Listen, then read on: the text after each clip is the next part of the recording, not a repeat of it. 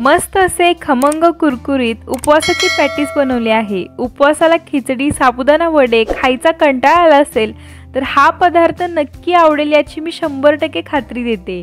त्यासाठी तुम्हाला साबुदाणा भिजवायची गरज नाही। कोणतीही पूर्वतयारी न करता अगदी मोजक्या साहित्यात झटपट पदार्थ बनतो। उपवास सोडून इतर दिवशीही नाश्त्याला किंवा मुलांच्या टिफिनला सुद्धा तुम्ही देऊ शकता। त्यामुळे व्हिडिओला एक लाईक नक्की करा। नमस्कार, मी सुचिताज किचन अँड लाईफस्टाईल या यूट्यूब चॅनलमध्ये तुम्हा सर्वांचे मी मनपूर्वक स्वागत करते। आज आपण उपवासाचे पॅटीस कसे करायचे ते बघूयात। चला तर मग लगेच रेसिपी सुरू करूयात। उपवासाचे पॅटीस बनवण्यासाठी गॅसवर मी कढई गरम करायला ठेवले।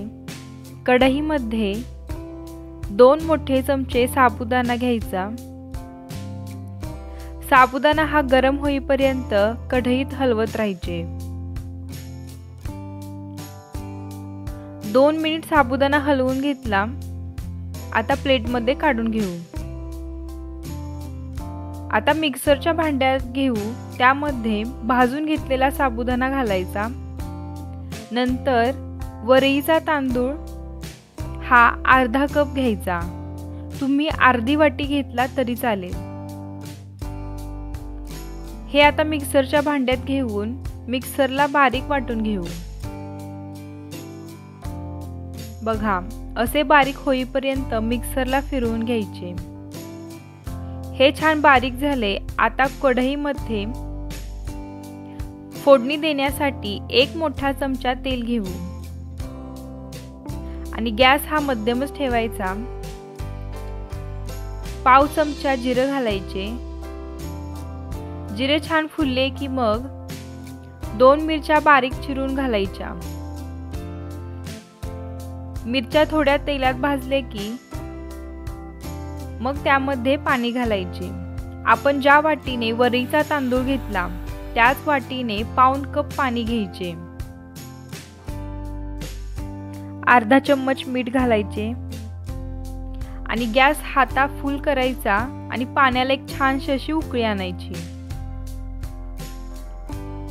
पाण्याला उकळी आली की मग मिक्सरला आपण जे बारीक केलेले मिश्रण होते ते थोडे थोडे करून घालायचे आणि चम्मचने असे हलवत राहायचे। गुठळ्या असतील त्या फोडून घ्यायच्या आणि पिठाचा असा गोळा होऊ लागला की मग गॅस बंद करायचा आणि हे पीठ एका ताटामध्ये आपण काढून घ्यायचे। उकडलेले 2 बटाटे खिसणीने खिसून घ्यायचे। तर 2 मध्यम आकाराचे बटाटे उकडून नंतर त्याची साल काढून असे खिसणीने खिसून घ्यायचे। तर बटाटा खिसून झालेला आहे। आता हाताने हे सर्व मिक्स करूया। चांगलं दाबून एकजीव करून घ्यायचं। बटाटा घालण्याने हे पॅटीस आतून मऊसूत तर बाहेरून वरईमुळे छान असे कुरकुरीत तयार होतात आणि खायला तर मग एकदम मस्त लागतात। आता हे छान एकजीव झालेले आहे। शेवटी याच्यावर थोडं तेल घेऊन हे मळून घ्यायचं। आता हा गोळा एका प्लेटमध्ये घ्यायचा, पण प्लेटवर अगोदर थोडं तेल घेऊन सगळीकडे तेल पसरवायचे आणि मग हा तयार गोळा घेऊन हाताने थापून पसरवायचा। जाडी जास्त ठेवायची नाही, मध्यम जाडी ठेवत हे थापून घ्यायचे। आता थापून झाले आहे। 10 मिनिट असंच ठेवायचे। साधारण 10 मिनिट झालेत। आता सुरीने कट करूया। सुरीला पण थोडं तेल लावायचे म्हणजे ते चिटकणार नाही आणि मग हळूहळू कट करायचे। तर असे अगोदर अंतर ठेवून कट करायचे। नंतर याला मी असे चौकोनी आकारात कट केलेले आहे। नंतर उलटण्याने ही वडी सेल करून घेऊया। बघा, छान अशा वड्या निघाल्या आहेत. ह्या आता एका प्लेटमध्ये काढून घेऊ.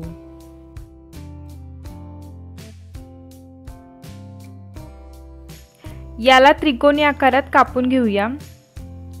कोणी पाहुणे येणार असतील तर हे अगोदरच करून ठेवून आणि नंतर तळायला घेतले तरी चालेल.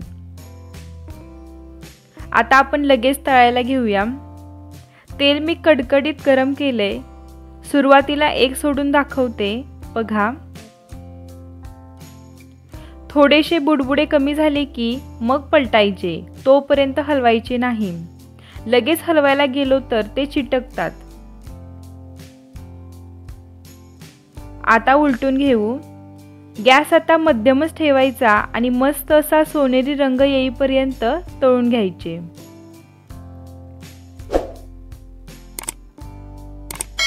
तर बघा, छान असे तळले आहेत. आता काढून घेऊयात.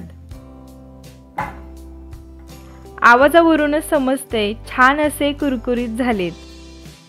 आता दुसऱ्या बॅचमध्ये 2 सोडते. तर तुम्ही कढईत जेवढे बसतील तेवढे सोडा. आणि हे पण मी मध्यमच गॅसवर सोनेरी रंग येईपर्यंत तळून घेतले. आता हे प्लेटमध्ये काढून घेऊया. अशाच पद्धतीने आपण बाकीचे तळून घ्यायचे. तर अशा प्रकारे आज आपण मस्त असे खमंग कुरकुरीत उपवासाचे पॅटीस कसे करायचे ते बघितले. एवढ्या प्रमाणात 2 ते 3 जणांना पुरेल एवढा पदार्थ तयार होतो. हे तुम्ही खोबऱ्याच्या चटणीसोबत पण खाऊ शकता.